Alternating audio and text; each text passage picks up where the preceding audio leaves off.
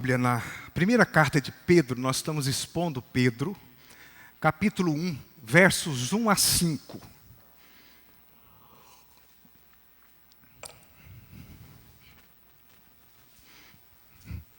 Primeira carta de Pedro, capítulo 1, verso 1 a 5.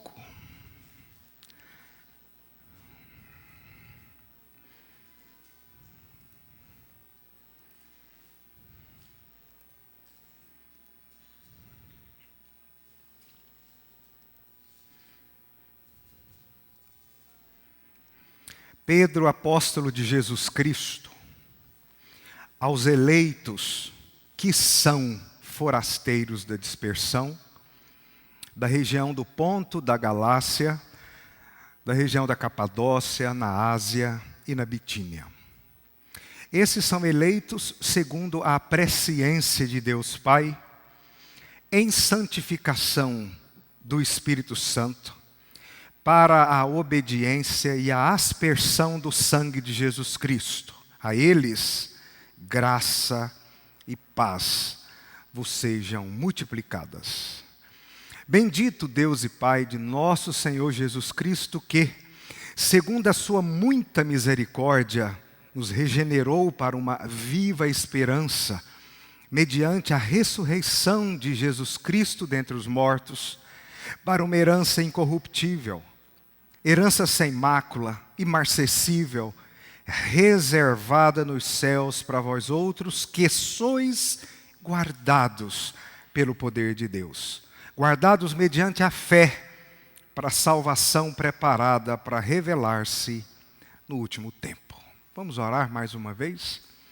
Senhor, muito obrigado por ter comunhão com meus irmãos,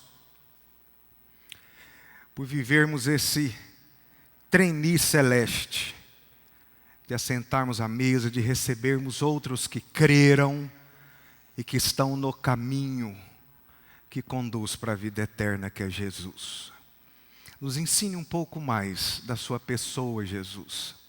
Queremos te conhecer, te amar cada dia mais, te seguir. Aquele que estiver fraco, que Deus o fortaleça no poder do Espírito Santo. Os que com pecado lidam, que Deus dê a eles a força necessária para nunca desistir. E a todos nós nos dê a humildade de aprender uns com os outros. Amém.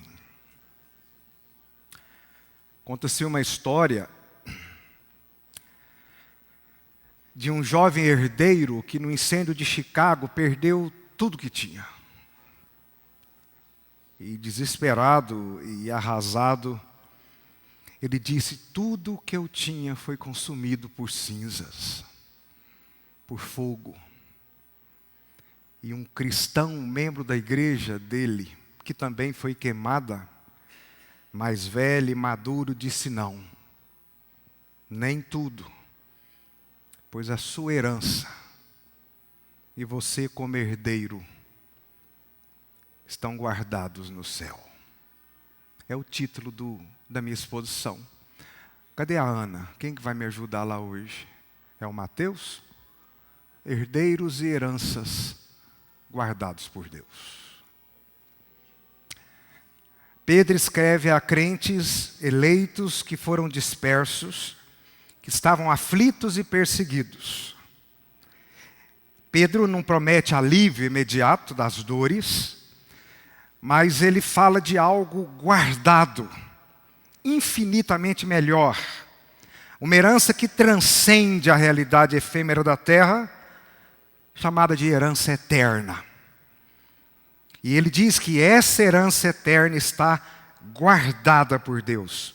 Por isso, ela é inacessível às chamas, às perdas e às provações deste mundo. Daí João Calvino, ao ler esse texto, escrever, abre aspas: enquanto o mundo inteiro se lança a riquezas perecíveis, Deus reserva somente para os seus filhos uma herança celestial, imutável e segura. Você tem ideia do que é isso? Quando meu avô morreu, em julho de 1996, eram 9 filhos. Por uma herança, foram dispersos e separados. Minha avó morreu 26 anos depois. A separação permanecia. Agora, numa segunda geração, que eram os filhos. E eu te pergunto, em troca de quê? Porque dos filhos dos meus avós, que são meus tios, já começaram a morrer, já estão velhos, já estão todos caminhando para o limite dos 70 anos. Durante 30 anos, lutaram e brigaram por uma herança corruptível, que a traça corrói, que pega fogo e que acaba.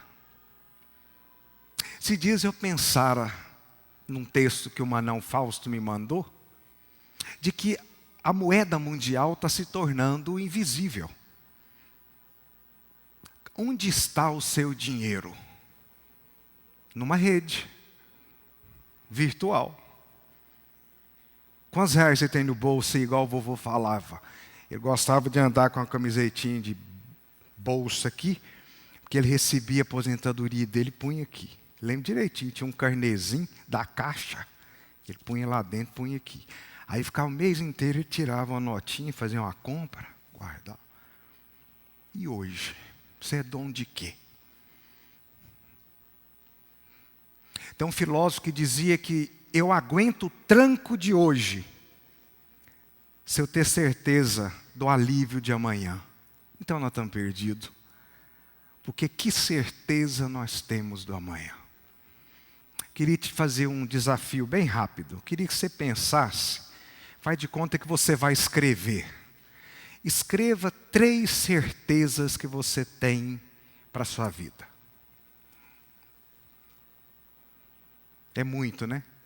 2. É muito. Uma certeza, essa você fala, daqui a 20 anos, eu tenho certeza que eu estarei assim.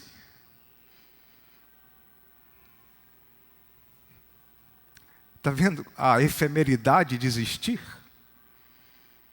Por isso que o autor aos Eclesiastes nos ensina, ou a gente tem algo que transcende o amanhã, ou tudo é vaidade e correr atrás do nada. Olha, seu cabelo já caiu, velho. Essa coisa que você está melhor que ontem, conversa de quem gosta de você. Ou não, né? Nós caminhamos em um mundo perecível e nós mesmos somos perecíveis. Estamos ajudando uma moça lá de Goiânia. O Ricardo sempre nos manda a cesta básica, está indo para ela, Ricardo. Que Deus te abençoe, viu? Saiu, porteira lá do meu prédio, moça nova. A motinha dela saiu de serviço, veio um cara, passou em cima, arrebentou ela inteira. Só com aqueles ganchos nas pernas, sem andar, ela vai ficar 6 meses de fralda. Falei com ela hoje para saber se a cesta básica acabou, porque nossa caixinha está cheia ali. Ela falou, pastor, eu fiz a 4ª cirurgia, conseguiram colocar meu fêmur no lugar, mas eu não dou conta de andar mais. E o médico me disse que eu vou fazer fisioterapia no mínimo 1 ano para voltar a andar. Ela tem 23 anos de idade. E uma filha de 6. Um marido que foi embora. E pensa numa pobreza. Eu fui levar a cesta. Quarta-feira eu vou de novo. Quem quiser ir comigo? Quando some Goiânia, você ainda anda muito de lá da BR. Para você chegar lá. Um calor. O que a gente pode esperar do amanhã? Aqui a gente pode. Por isso que eu falo para você, você tem uma terapia na mão, que é essas 4 folhinhas da carta de Pedro. Pedro vai falar para a igreja aflita, depois de dizer que Deus é bendito, que essa igreja, ela é guardada, mas ela tem uma herança incorruptível. Verso 4. Pedro usa 3 palavras para convencer o seu leitor no verso 4. Caráter dessa herança. Primeiro, ela é incorruptível. Segundo, ela é incontaminada e que não se pode murchar como a flor e a beleza desse mundo. Amada igreja, essas expressões, incorruptível, incontaminada, mostram o contraste com tudo que é terreno. Veja que ele fala de 2 nascimentos, presta atenção. Ele vai falar do nascimento da carne. É só você lembrar do domingo passado. Vocês são eleitos e forasteiros, vocês nasceram, foram regenerados segundo a sua muita misericórdia. Nascemos de novo. Batismo é isso. O presbiteriano não dá para ver muito, que a gente põe só um pouquinho de água. Mas o sinal do batismo é de alguém que morreu e ressuscitou. É isso que ele fala. Regenerados para uma viva esperança. Que esperança é essa? Uma herança guardada nos céus. Incorruptível. Diferente da herança da terra do seu primeiro nascimento. Quando nós nascemos do pai e da mãe, nascemos do que é corruptível para o que é corruptível. A raça humana e tudo que é vivo nesse planeta é um natimorto. É só ler Efésios capítulo 1 e 2. Tudo após a queda nasce morto aqui nesse mundo, exceto os eleitos que foram ressuscitados. Como se não bastasse, ele vai dizer, ele não só guarda o eleito, o seu filho, mas como pai, ele guarda a sua herança. Herança essa que nada que é terreno pode contaminá-la, destruí-la ou fazer com que o seu caráter eterno deixe de existir. Incorruptível não se desfaz como o ouro e a glória humana. Você quer ver? Qual foi o último famosão que morreu aí? Quem lembra? E nós, quando nós morrer?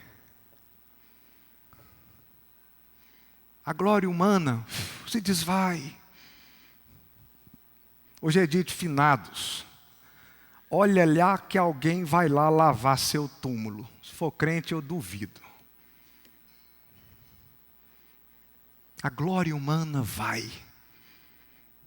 O ouro humano também. Você está trabalhando.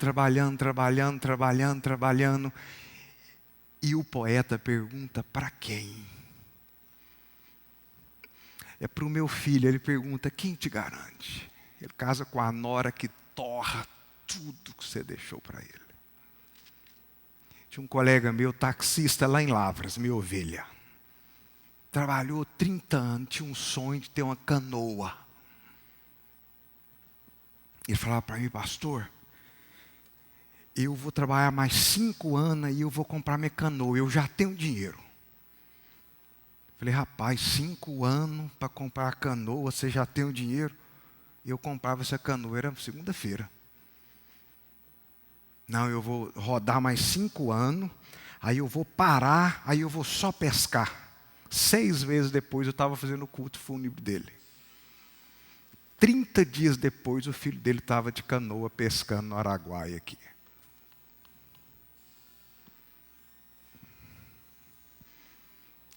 Essa é a herança da terra.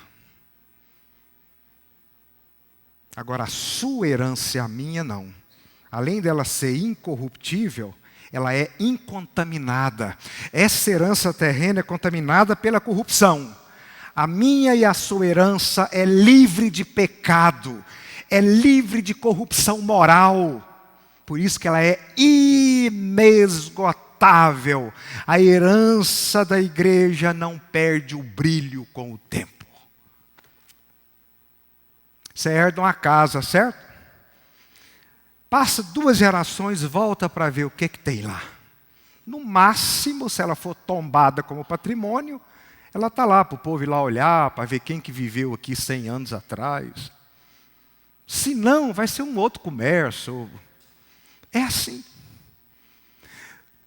Pelo que eu estou vendo aqui, daqui 70, 80 anos, a maioria de nós, nenhum, estará aqui, nesse mundo. Se tiver, vai estar só o pau da rabiola.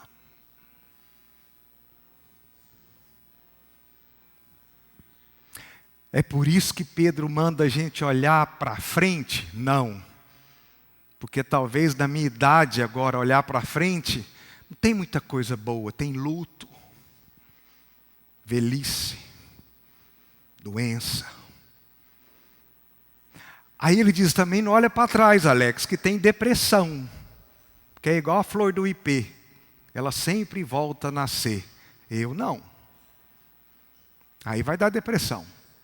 Olha para cima. Porque é para lá e é de lá que a minha herança virá. E ela é inesgotável com o tempo. Ela permanece com o brilho e com a glória de quem a deu. Agora eu posso aguentar o tranco de hoje, porque eu sei da minha glória de amanhã. Pois esse é o tema da carta. A nossa passageira tribulação não é comparada com a herança dos céus. John Owen, ao ler esse texto, diz, abre aspas, o céu é o estado de perfeita comunhão com Deus, imutável. Logo, diz Owen, a sua herança é tão eterna quanto o próprio Deus. Isso não entra na nossa caixola. As heranças terrenas são roubadas, gastas e perdidas. A herança de vocês está guardada com uma garantia divina. Tem até selo. O selo do Espírito Santo. Você quer o que mais? Quer ganhar nascido na virada para quê? Ser largar da mulher da igreja e ficar doido? Não, mas não. Come o pão do dia e espera a herança que nunca vai acabar. A outra coisa que a gente aprende é com a frase do Sproul que diz que a segurança da igreja não repousa na sua força de agarrar a Deus, mas a força de Deus que o agarra.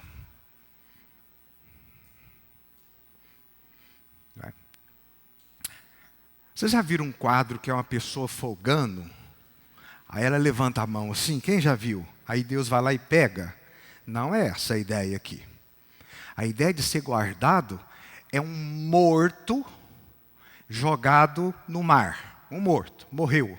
Aí eu jogo ele no mar. O que ele faz? Ele afunda. Pois bem, é lá que Cristo vem, pega esse morto, Ele traz ele, o ressuscita e o faz nova vida. É isso que Ele fez comigo e com você.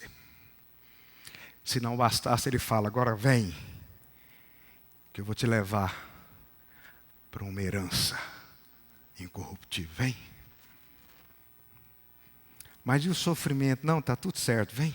Vem comigo. Chegando, ó. Quem leu o livro Peregrino? Qual foi o último vale que o peregrino atravessou? Quem lembra? Jesus estava à frente dele, aí ele vai caminhando no meio de um monte de túmulo. Aí tinha uma plaquinha escrita assim, ó, Vale da Sombra da Morte. Ele tinha passado pelo vale do desespero, o vale da incredulidade, a cidade onde o fiel é queimado, a cidade das vaidades, a feira da vaidade, o monte da desesperança. Aí lá no último, o livro termina assim, com Cristo à sua frente, que era um personagem só, que fazia o papel do Espírito Santo e Cristo, e ele atravessando o vale da sombra da morte, aí termina num túmulo. E aí ele desenha a imagem de uma Jerusalém toda de ouro, pois é assim que nós caminhamos. Então aguenta o tranco de hoje, porque a eternidade é amanhã. Se ele deixasse você ir lá um pouquinho e voltasse, ele falasse assim, ó, Bibi, você dá só uma olhadinha lá na herança e volta que você ainda tem 70 anos para rodar. Ninguém voltava. Agarrava na asa do anjo lá, falava, não volto nem a pau, deixa eu ficar aqui. Daí para a gente ter esperança. O segundo é que não só a herança é incorruptível, esse que é bonito, mas o herdeiro também é incorruptível. Põe lá para nós, Mateus, o ponto 2. Ele não só guarda a herança, mas ele guarda o herdeiro. O herdeiro é guardado, senão não tinha herança. Se ele deixasse uma herança, mas não soubesse para quem, não tinha sentido. Então só tem herança porque tem herdeiro. Aqui está a doutrina da perseverança de todos os santos. Ele fala da segurança dos herdeiros. Eles são guardados, o verso 5, para vocês que são guardados pelo poder de Deus, mediante a fé. A mesma mão que guarda a herança, guarda o herdeiro. Então tem herança. É interessante que o autor inverte, né? De propósito, ele não fala do herdeiro e da herança. Ele fala para o herdeiro, ora a herança. Aí o herdeiro fala, mas não sei se eu vou para lá. Ele falou, rapaz, eu que estou falando. Essa herança é sua. Eu sou o dono dessa bagaça aqui. Que segurança.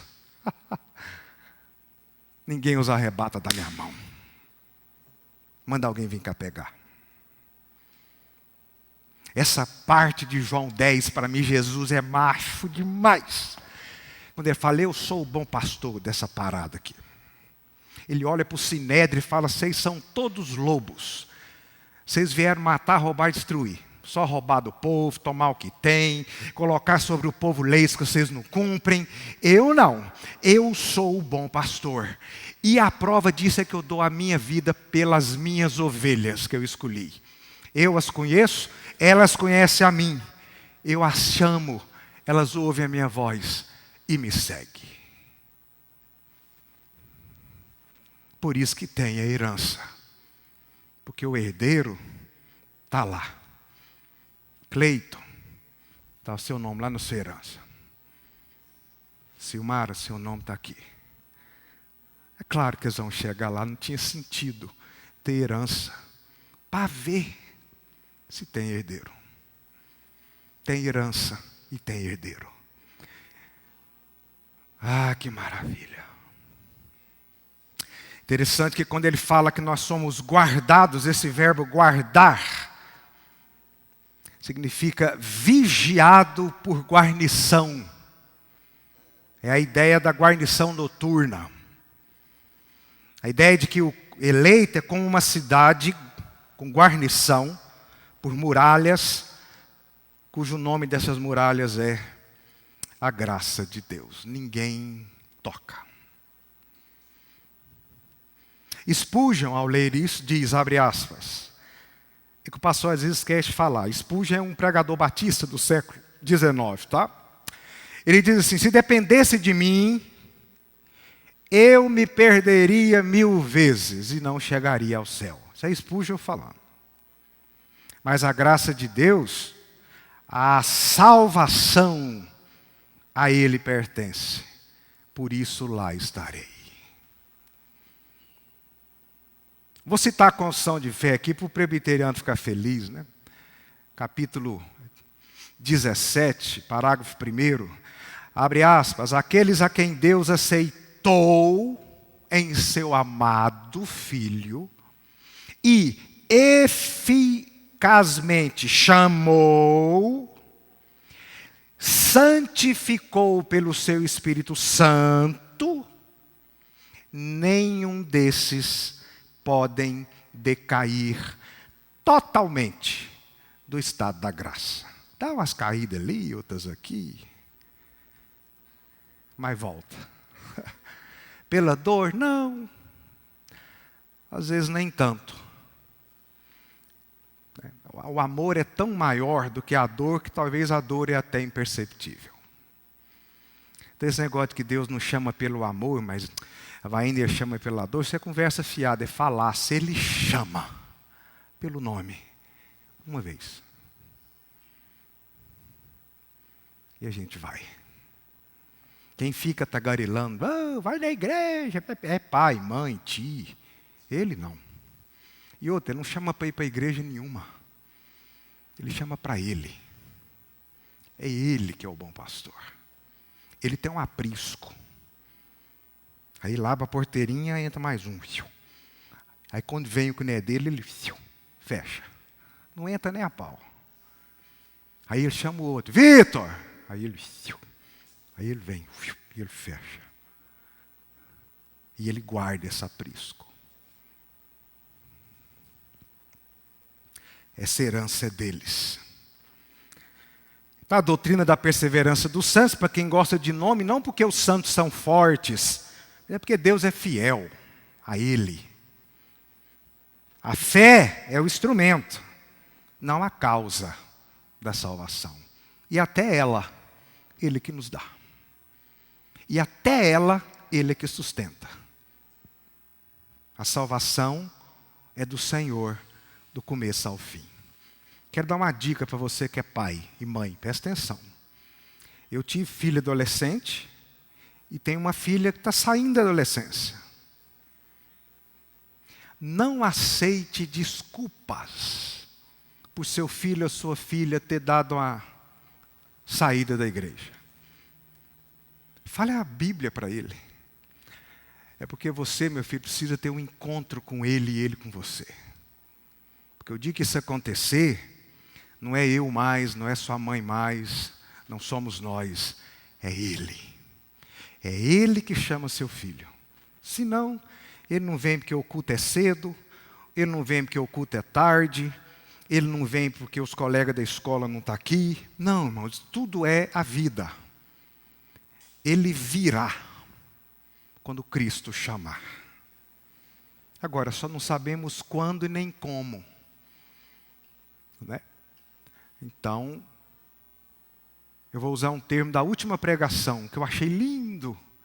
Descanse no travesseiro da soberania de Deus. Deita e dorme. Deus gosta disso. Tem um trem que deixa Deus feliz, satisfeito. É o filho que deita no colo dele e fala, o Senhor toma conta desse negócio. É isso que Ele quer. Por isso que Ele não conta para nós o que vai acontecer. Ele quer que a gente fale, toma conta o Senhor. Eu e a mãe já falamos, iniciamos, levamos. Agora lide com meu filho, como o Senhor lidou comigo. E Deus assim o fará.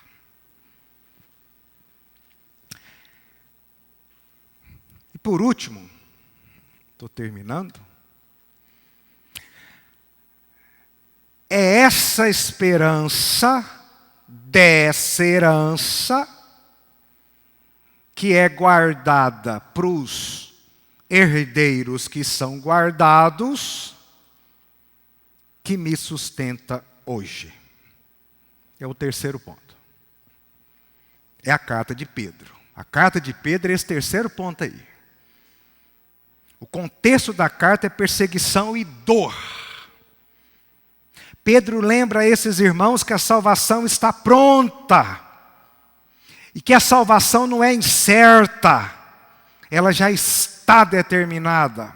Quem assistiu o Apóstolo Paulo, o filme que tem aí na Netflix. Lembra quando os irmãos estavam entrando na arena com medo? Paulo fala para eles assim, ó.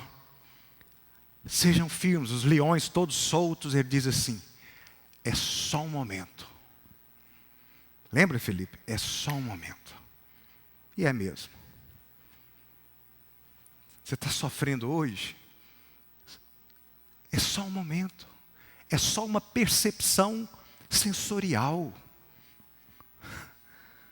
É só um momento. Amanhã nós não lembraremos mais disso. Jonathan Edwards, ao ler esse verso, ele fala assim, abre aspas, os santos tem uma porção que jamais é diminuída.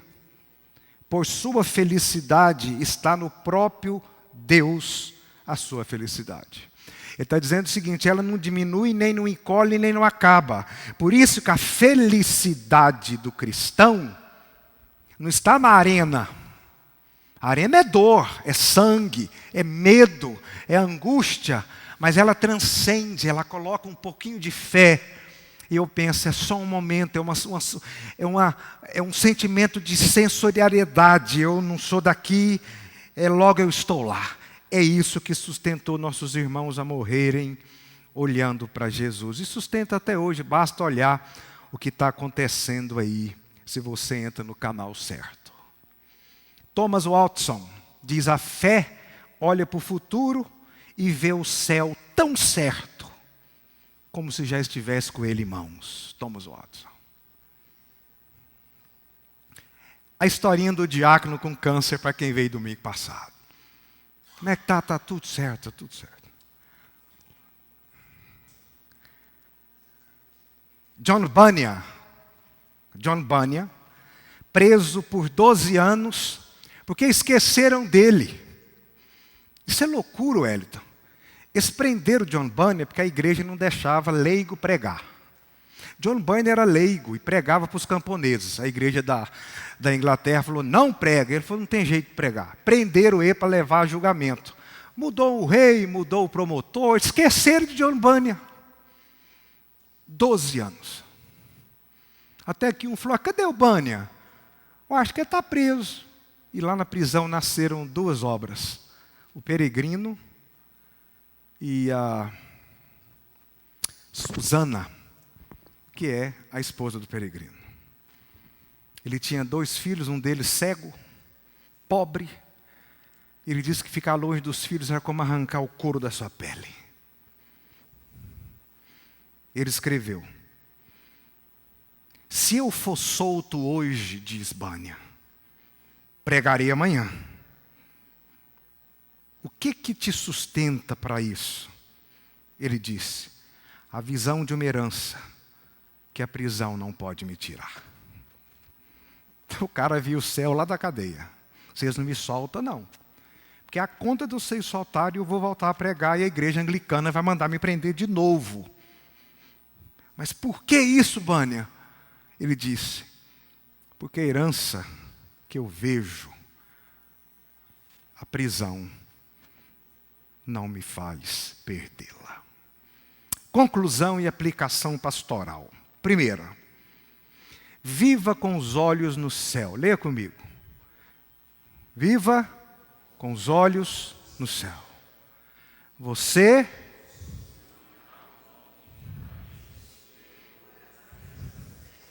mas não, ó, dá uma, olha para cima.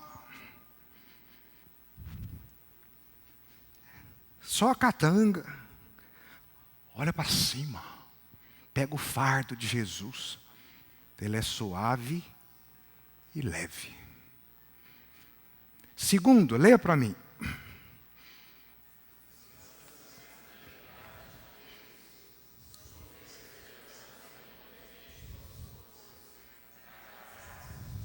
Isso é a leveza do Evangelho. Tinha não posso falar nome, mas um irmão da igreja que eu fui pastor, toda vez que ele ora, ele começava assim, toda vez: Senhor Deus, me tira nós da zona de conforto. Aí um dia eu falei para ele: irmão, não quero sair da zona de conforto, não, fico lá só de vez em quando. Então você pede para ele tirar o C. Deixa eu lá. Ó, aprendeu a ceiar. Olha lá.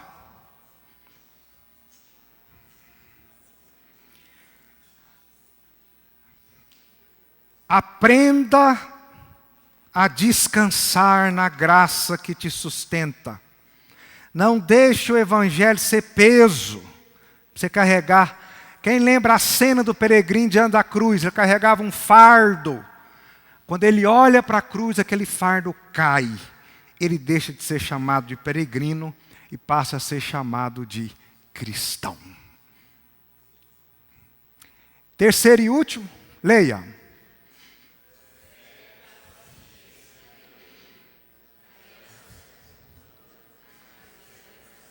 a carta de Pedro. É a física quântica. É lá, mas ainda aqui. É lá e aqui, é lá e aqui. Tem dia que eu estou lá e tem dia que eu estou aqui. Mas eu estou lá e eu estou aqui. É a união mística dos justos. É uma igreja só. Todos eles que morreram estão cultuando conosco agora. Então você está lá e está aqui. Então, olha para lá. Aí você tem paciência e alegria para aguentar o aqui. O seu aqui agora tem que ser marcado por uma esperança viva para dar testemunho para o povo. 3 coisas no finalzinho para a gente ler juntos. Primeira, juntos, nossa herança é eterna, não envelhece. Nossa guarda é divina. E nossa esperança é viva. Fique de pé.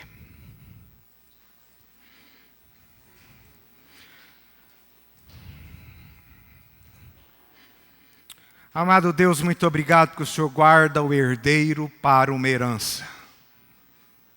Agora é difícil manter nossos olhos lá. Tanto por aquilo que a gente já viveu e está contaminado, pelo que nos cerca. Então nos eleve. Pega nosso queixo e levanta para cima, para a gente ver o Senhor. Senão a nossa vida vai ser medíocre. Nós não vamos conhecer a plenitude da alegria do Espírito Santo. Ajude a mim, meus irmãos, a fazer desse exercício algo leve e não penoso. Porque que Deus é esse que tudo fez e faz e fará pelos seus filhos? Jamais nenhum mal nos alcançará que não seja para redundar em bem. Que a graça do nosso Senhor, meu e dos meus irmãos, Jesus Cristo, esse amor imensurável do Deus Pai, e essa presença consoladora e poderosa, ressurreta do Espírito Santo, seja conosco no dia de hoje e até o último dia da nossa vida.